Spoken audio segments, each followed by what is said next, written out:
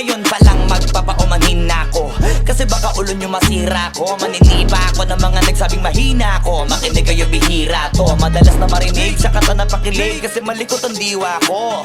Iba yung pinapakita ko, para di nila makita na may tira ko. Di nakita nyo, madulas ang dila ko, kaya pagka pumitik klaro. Kung usapang linya naman mabisa, kaya gusto nila makabisa do.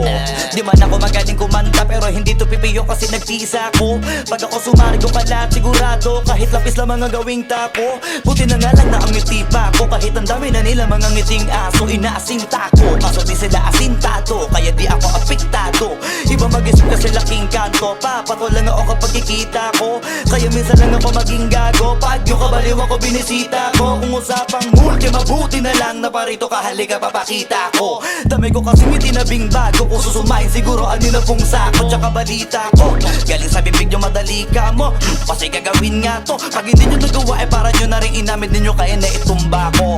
Bars, nasatap na mga flip, hindi marunong magdamit, inuuna yung salawal sa Brit. Lahat galing-galingan at baliw-baliwan para mapansin ulit pag di na sila click. Mga barbero na hindi marunong magupit, dinadaanan sa kulit para masabi malupit. Pare-pareho na yung trip, para sa nyo mga para masakit. Bibilib lang ako pag nailapat nyo sa beat. Madami magagalit dyan, pero bago makalapit matik yan, punit-punit. Kaya nagagalit yan, walang avid fan at wala ring fan sa piso net.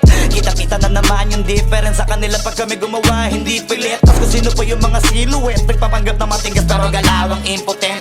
Pero yung mga legit nakakasama ko sa pick, kasi nakakasama ko sila sa gig. At yung mga naiinggit, hindi sila makadikit, kasi hindi nila maamin na nabibilib. Kaso halata na kid, mga galaw na weekend, hindi kayo masasagit. Sa makatuwid, may pag-asa lang sila makatawid. Pag yung pangalan ay kung saan ay kakabit.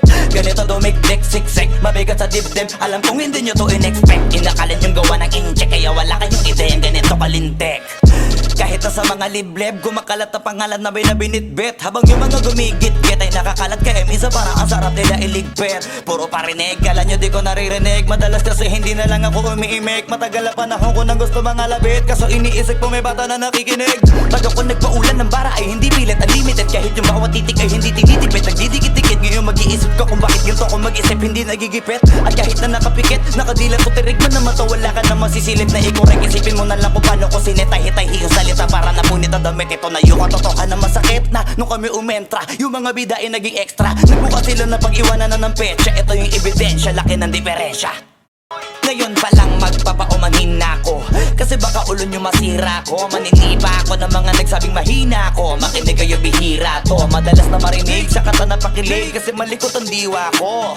Iba yung pinapakita ko, para di nila makita na may tira ko. Di nakita nyo, madulas ang dila ko, kaya pagka pumitik klaro. Kung usapang linya naman mabisa, kaya gusto nila makabisa do.